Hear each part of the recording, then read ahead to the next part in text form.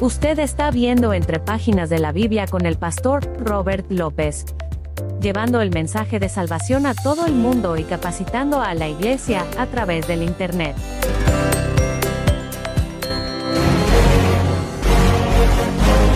Esta serie de señales de los últimos días es una edición especial de Entre Páginas de la Biblia. Saludos mis queridos hermanos y amigos y bienvenidos a otra edición de Entre Páginas de la Biblia. Continuamos en el día de hoy con el capítulo número 8 o la parte número 8 de esta serie. Y esta sería entonces la señal número 10, ya la número 10, que es el horrible sacrilegio o abominación desoladora. De eso vamos a hablar en el día de hoy. Este es un tema muy espinoso, cuidadoso. ¿Por qué? Porque hay varias interpretaciones de acuerdo a las diferentes escuelas que interpretan esto. Hay varias, pero sin embargo yo voy a hacer referencia de dos escuelas básicas. Una de ellas es la escuela futurista, que ve pues esta profecía como algo que va a suceder en el futuro. Algunos piensan que muy en el futuro y otros que piensan entonces la escuela histórica, por ejemplo, que ya sucedió. Esto fue algo que ya sucedió, que se cumplió, y vamos a explicar por qué cada una de estas escuelas explican o creen esto.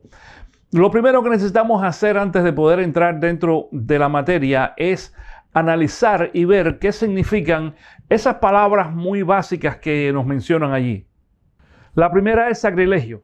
Sacrilegio es la profanación de una cosa, lugar o persona sagrada, es decir, el sacrilegio implica la violación de la santidad de cosas, lugares y personas dedicadas al culto divino. Esta es el significado que le da el diccionario.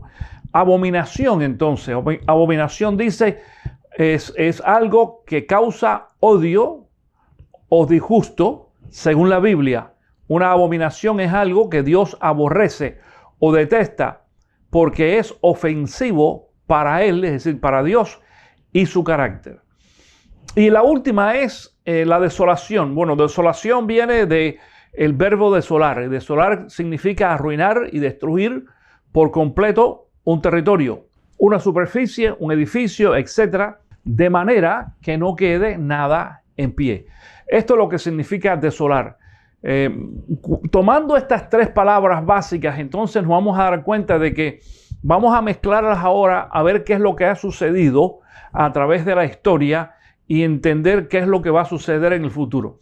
Con esto en mente, otra vez, volvemos a lo que hemos hablado anteriormente, que esta profecía o esta señal es de doble cumplimiento o dual, que se dice en algunas ocasiones, donde vamos a ver que ya se cumplió y que se va a cumplir otra vez, pero sin embargo, cuando se cumpla otra vez va a tener un carácter, un matiz diferente, y vas a ver por qué, los detalles. Vamos primeramente a ver el texto bíblico que estamos utilizando. Acuérdate que estamos en Mateo 24 como el texto clave y después Marcos 13 y Lucas 21, a ver qué nos dice. Así que cuando vean en el lugar santo el horrible sacrilegio del que habló el profeta Daniel, el que lee, que lo entienda. Los que estén en Judea huyan a las montañas. El que esté en la azotea no baje a llevarse nada de su casa, y el que esté en el campo no regrese para buscar su capa. Qué terribles serán en aquellos días para las que estén embarazadas o amamantando. Oren para que su ida no suceda en invierno ni en sábado, porque habrá una gran tribulación como no la ha habido desde el principio del mundo hasta ahora, ni la habrá jamás. Si no se acortaran esos días, nadie sobreviviría, pero por causa de los elegidos se acortarán. Marcos capítulo 13, comenzando en el versículo 14, dice: ahora bien, cuando vean el horrible sacrilegio donde no debe estar, el que lee, que lo entienda, entonces los que estén en Judea huyan a las montañas. El que esté en la azotea no baje ni entre en casa para llevarse nada. Y el que esté en el campo no regrese para buscar su capa. Ay de las que estén embarazadas o amamantando en aquellos días. Oren para que esto no suceda en invierno, porque serán días de tribulación como no la ha habido desde el principio, cuando Dios creó el mundo, ni la habrá jamás. Si el Señor no hubiera cortado esos días, nadie sobreviviría, pero por causa de los que Él ha elegido, los ha acortado. Vamos a hacer una pausa ahí un segundito, porque tanto Mateo 24 como Marcos 13 nos relata exactamente el mismo evento, casi con las mismas palabras, la misma descripción. Sin embargo, cuando nos movemos a Lucas 21, cuando habla exactamente del mismo tema, del mismo evento, Lucas da allí dos puntos, dos datos muy interesantes, muy importantes, que nosotros vamos a tomar en cuenta en el día de hoy. Quiero que sepas algo. Lucas era un hombre mucho más preparado que el resto de los apóstoles, era un médico, y también pues suponemos y sabemos, porque nos damos cuenta por el tipo de escritura de Lucas, que era un poco más cuidadoso en algunos detalles a la hora de escribir. Él mismo, por ejemplo, lo dice en el libro de Hechos. Lucas fue quien escribió el libro de Hechos, y él dice al principio: mi querido Teófilo, después de mucho tiempo de investigar y demás, pues ahora me dedico a escribir. Es decir, Lucas tomaba el tiempo para investigar y para tener cuidadosamente cierto vocabulario y cierta información que iba a dar él. Mira la información que nos da ahora, el dato que nos da. Dos datos dijimos otra vez. Ahora en Lucas 21, comenzando en el versículo 20. Ahora bien, cuando vean a Jerusalén rodeada de ejércitos, sepan que su desolación ya está cerca. Entonces, los que estén en Judea huyan a las montañas. Los que estén en la ciudad salgan de ella, y los que estén en el campo no entren en la ciudad. Ese será el tiempo del juicio, cuando se cumplirá todo lo que está escrito. Ay de las que estén embarazadas o amamantando en aquellos días, porque habrá gran aflicción en la tierra y castigo contra este pueblo. Caerán a filo de espada y los llevarán cautivos a todas las naciones. Ahora, mira lo que dice aquí a continuación. Los gentiles pisotearán a Jerusalén hasta que se cumplan los tiempos señalados para ellos. La Biblia Reina Valera dice en ese texto bíblico: y Jerusalén será hollada por los gentiles hasta que los tiempos de los gentiles se cumplan. Estos dos datos, el primero de ellos es el hecho de que Jesús dice que cuando ellos vean a Jerusalén rodeada de ejércitos, ese es uno, número uno. Y la otra entonces es el tiempo de los gentiles. Y quiero explicar lo siguiente. Es posible que muchos de ustedes sepan y digan: bueno, identificamos, claro, sabemos de que en el año 70, Tito, el hijo de Vespasiano, entró a Jerusalén, destruye el templo, quema la ciudad, destruye la ciudad, mató a muchos judíos allí y la gente salió corriendo por todos lados. Esta no es en realidad en el día de hoy lo que vamos a ver. Sin embargo, déjame decirte algo. Mucho antes de que eso sucediera, esta señal, atención, mucho antes que la señal sucediera, pasó algo muy interesante que nos cuenta a nosotros el libro de Hechos capítulo 8. Porque comenzando en el versículo número 1, escucha esto, dice lo siguiente: y Saulo estaba allí aprobando la muerte de Esteban. Es decir, estamos hablando de después de la muerte de Esteban. Aquel día se desató una gran persecución contra la iglesia en Jerusalén, y todos excepto los apóstoles se dispersaron por las regiones de Judea y Samaria. Escucha bien, dice de que en ese momento, inmediatamente después de la muerte de Esteban, que es el primer mártir cristiano que nosotros conocemos en la iglesia, comienza entonces una persecución para los cristianos. Ya Pablo estaba envuelto en esto, y yo quiero que sepas algo. ¿Cuándo ocurre esto más o menos? Bueno, por allá por el año 36 aproximadamente. Cristo Jesús vivió y ministró, vivió 33 años y medio. De esos 33 años y medio, 3 años y medio ministró. Él comienza su ministerio a los 30 años. A los 33 años y medio muere. Pero como nosotros sabemos de que, número uno, el nacimiento de Cristo Jesús dividió el tiempo, la era. Lo conocemos antes y después de Cristo, o antes y después de nuestra era. Sin embargo, como ese antes y después de nuestra era está dentro de lo que nosotros conocemos como el calendario gregoriano, ese calendario tiene una diferencia de años más o menos entre 3 y 4 años. Es decir, que el calendario gregoriano comienza a correr más o menos entre 3 o 4 años después del nacimiento de Cristo. Esto significa que a los 33 años de nacido Jesús es equivalente más o menos al año 30, más o menos, por ahí. No sabemos exactamente, hay una discordia entre esa diferencia. Pero entonces a partir de ese momento comienza entonces a desarrollarse la iglesia, y uno de los que aparece allí como líderes al principio de la iglesia, como uno de los diáconos o servidores, fue precisamente Esteban. Los eruditos y cuidadosos estudiadores de la palabra creen de que la muerte de Esteban fue alrededor del año 36 más o menos. Eso nos indica que estamos hablando como unos 30 a 35 años antes de la destrucción de Jerusalén. Pero sin embargo, basado en Hechos capítulo 8, nos vamos a dar cuenta entonces que inmediatamente después de la muerte de Esteban comienza toda esta persecución de los cristianos.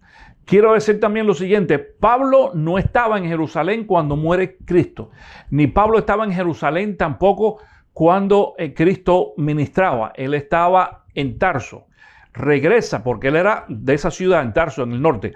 Regresa a Jerusalén entonces, estudia, sabemos por la historia, él mismo lo dice, que él se preparó en la escuela de Gamaliel, que estaba allí en Jerusalén.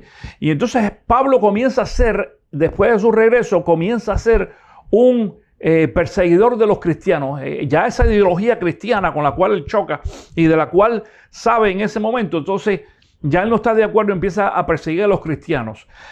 Esa persecución hace, según este texto bíblico, algo bien interesante, que los cristianos empiezan a huir por todos lados. Porque fíjate lo que dice aquí. Y todos, la palabra todos quiere decir todos los creyentes, y excepto los apóstoles solamente se quedaron, dice, se dispersaron por las regiones de Judea y Samaria. Bueno, de esto vamos a hablar ahorita, que dice la historia acerca de este evento. Y un poquito más adelante, en el versículo número 3, ahí dice: Saulo, por su parte, causaba estragos en la iglesia, entrando en casa o de casa en casa, escucha esto, arrastraba a hombres y mujeres y los metía en la cárcel.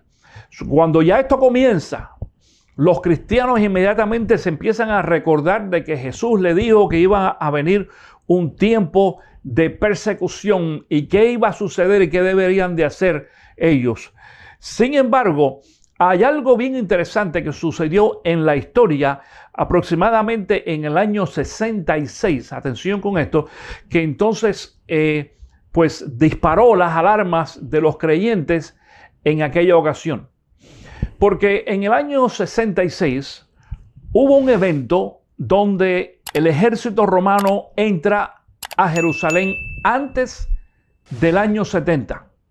El procurador Gestio Floro de Jerusalén se decía de que había robado dinero del templo. Los judíos se enfurecieron tremendamente y dijeron: vamos a deshacernos de los romanos y de este imperio de una vez. Y entonces formaron allí lo que se conoce como la revuelta del año, o la revuelta de los judíos de ese tiempo, casi cerca del año 70, un poquito antes. En esa revuelta entonces ellos se levanta toda la ciudad, y entonces los romanos envían a Cestio Galo. Galo era el gobernador de Siria, al norte allí de Jerusalén. Y entonces es enviado a Jerusalén para que ponga control a la situación. Él no iba a ir a destruir el templo ni nada por el estilo. Este es otro aspecto diferente. Pero dice la historia, esto lo dice Josefo, mi querido hermano. Josefo en su escrito La Guerra de los Judíos habla acerca de este evento muy claro, curioso. Josefo era el historiador de aquel tiempo, un historiador hebreo, judío, que los romanos apresaron y lo convirtieron como el historiador de ellos. De hecho, después de esto, después de la destrucción de Jerusalén, se llevan a Josefo a Roma y le ponen allí una casa, un lugar donde vivir, con todas las comodidades y todas las necesidades cubiertas, simplemente para que él escribiera entonces la historia, y lo hizo, y es lo que nosotros conocemos ahora. La historia de Josefo, una historia que se ha verificado que es correcta, que es real, y él es muy cuidadoso en la forma que va explicando las cosas aquí. Quiero decir algo bien interesante primero. Aproximadamente 160 años antes de Cristo Jesús, Antíoco Epifanes entra a Jerusalén también y profana el templo. Inclusive dice la historia de que él sacrificó a un cerdo, un cochino, un puerco allí en el altar, y aquello era pues también para los judíos una abominación. Fíjate esto, una abominación. Así que tenemos que tener con esto en mente. Sin embargo, cuando Cristo Jesús da esta señal o esta profecía, ya eso había pasado. No se refería a esto. Se refería a otro evento similar que iba a ser también una abominación. Y en este caso, importante decir que la abominación de Antíoco Epifanes no fue una abominación desoladora. ¿Por qué? Porque el templo no se quedó solo ni nada por el estilo. Los judíos tomaron control de aquellos después. Sin embargo, nos vamos a dar cuenta, mi querido hermano, que en el año 70, cuando entra Tito a Jerusalén, la cosa fue diferente. Sin embargo, pero mira lo que pasa aquí en la historia. En esto, no me quiero adelantar mucho. Decía de que entonces entra Cestio Gallo, el gobernador de Siria. Dice la historia que él sitió la ciudad con el ejército, y dice también entonces de que inclusive el ejército llegó hasta la puerta del templo y quemaron la puerta, pero no pasó nada más. Bueno, es Josefo quien dice que en ese momento, cuando el ejército de Galo entró allí a la ciudad, dice que los cristianos, recordándose de lo que había dicho su líder, Cristo Jesús, y quiero decir esto, Josefo no era cristiano, él no está en esta ocasión tratando de ensaltar o levantar el nombre de Jesús en lo alto por nada. Él simplemente está escribiendo y dice que los cristianos, recordando lo que Cristo les había dicho anteriormente, lo que Jesús les había dicho anteriormente, dice que comenzaron a salir de la iglesia, y dice Josefo de que en el año 70, cuando Tito entra a la ciudad y destruye el templo y la ciudad, ni un solo cristiano murió allí. Eso es un dato histórico muy interesante y muy importante, porque se supone que murió alrededor de 1 millón de judíos, 1 millón de judíos en el año 70 en Jerusalén, aparte de aquellos que salieron entonces corriendo por todas partes. Un poco más adelante entonces en la historia vamos a ver, por ejemplo, que Eusebio, padre de la iglesia en el segundo y tercer siglo, también escribe acerca de estos eventos, y esto es lo que él dice. Dice: sin embargo, el entero cuerpo de la iglesia en Jerusalén, habiéndosele mandado mediante revelación divina, dada allí antes de la guerra a hombres de piedad aprobada, se mudaron de la ciudad y moraron en cierta población más allá del Jordán llamada Pela.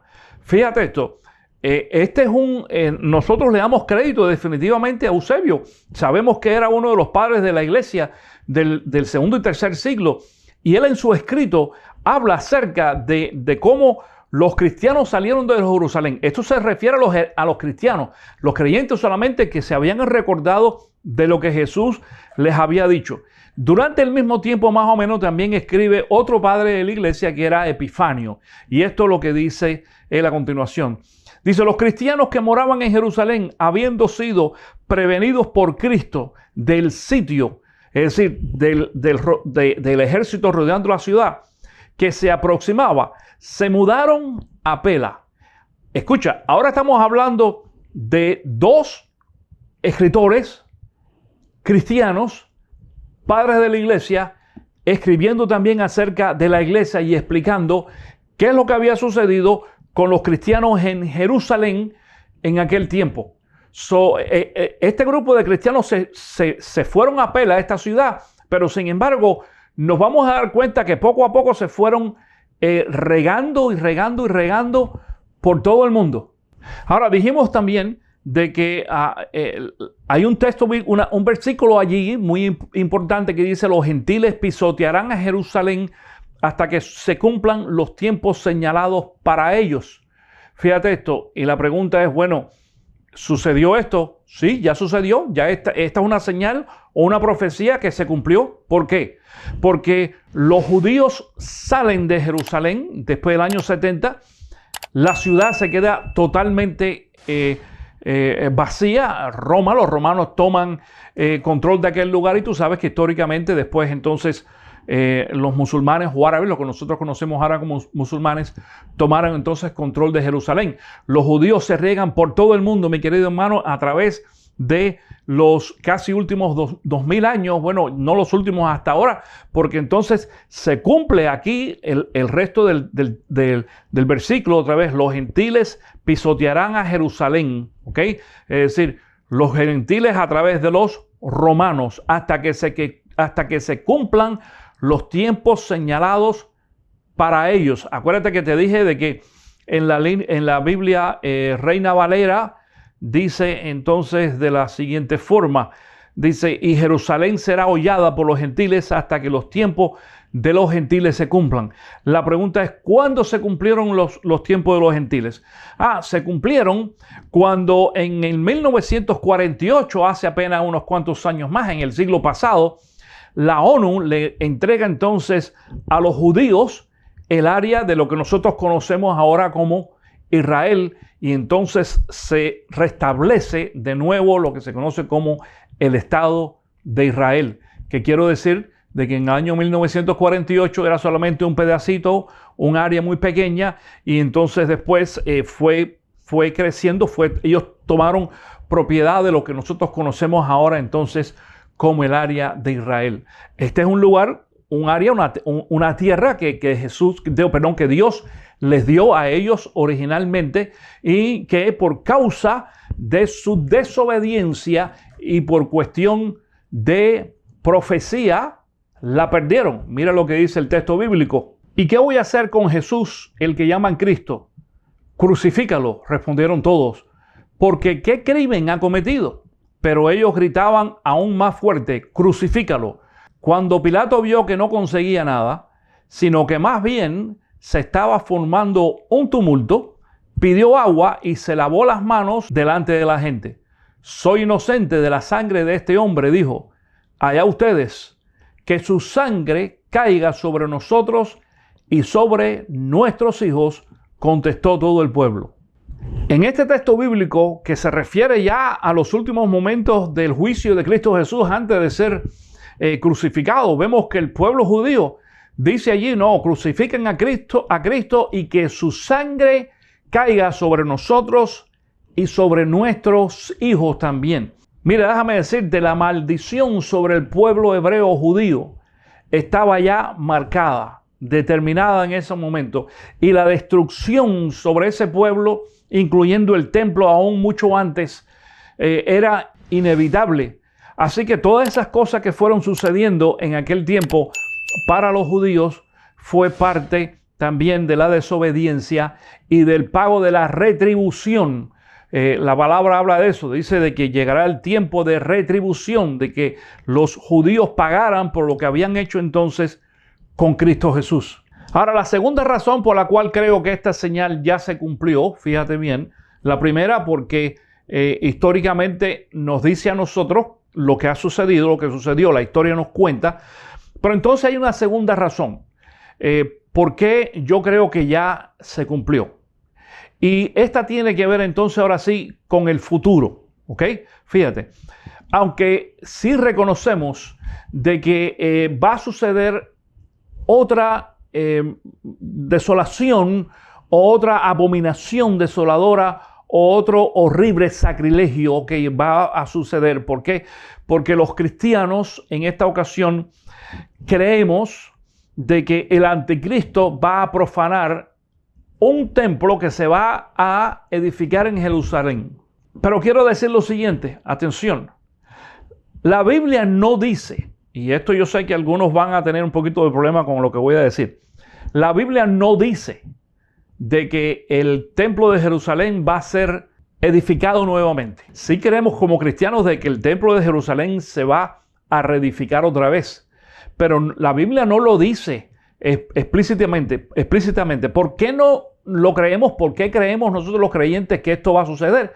Bueno, porque lo que sí la Biblia dice en Daniel y el libro de Apocalipsis ambos, de que el anticristo entonces va a sentarse allí y va a decir yo soy Dios. Él se va a querer hacer pasar por Dios y va a querer que la gente lo adore a él. Y entonces después, según la profecía, dentro de los 7 años de la tribulación, a los 3 años y medio que comienza la gran tribulación, es cuando el anticristo entonces se manifiesta en realidad como él es, y viene o va a suceder lo que nosotros conocemos ahora o leemos aquí, el horrible sacrilegio y posiblemente otra abominación desoladora. Desoladora dice que va a vaciar ahí el lugar. No sabemos si es que va a destruir el templo otra vez o no. No pensamos que sería de esta forma. Sin embargo, atención con esto, porque aquí hay un detalle muy importante. En la señal que Jesús le dio a los discípulos, dice que cuando los discípulos, los cristianos, vieran el horrible sacrilegio o la abominación desoladora, dice que huyan, que corran. Y empieza a decirles tanto en Mateo como en Marcos, en los 2 textos bíblicos, que no bajen a la casa, que no cojan nada, que si están en el campo que se vayan, que no vengan a la ciudad. Fíjate, todas estas señales que va a ser terribles para las mujeres que estén embarazadas en ese tiempo, amamantando. La pregunta es esto, pero espera.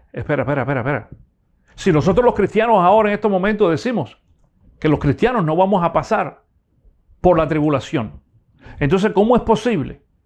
Si nosotros no vamos a pasar por la tribulación y el horrible sacrilegio lo va a traer entonces el anticristo, ¿qué es lo que está pasando ahí? ¿Para quién es esa señal? Bueno, los que van a tener que correr no vamos a ser nosotros los creyentes, mi querido hermano.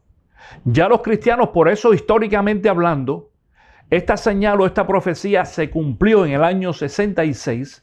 Los cristianos salieron, los que quedaban en Jerusalén, que no habían salido antes después de la muerte de Esteban, salieron de Jerusalén corriendo y la ciudad se quedó solamente con aquellos que no eran cristianos. La iglesia salió, incluyendo a los apóstoles. Salieron de allí. ¿Quiénes van a salir entonces la segunda vez? ¿O quiénes van a tratar de salir? Aquellos que se queden judíos en Jerusalén el día que el anticristo se levante y diga, aquí estoy yo y voy a hacer lo que tengo que hacer. El problema es lo siguiente, según la descripción que la Biblia nos da a nosotros, no vamos a poder escondernos. No.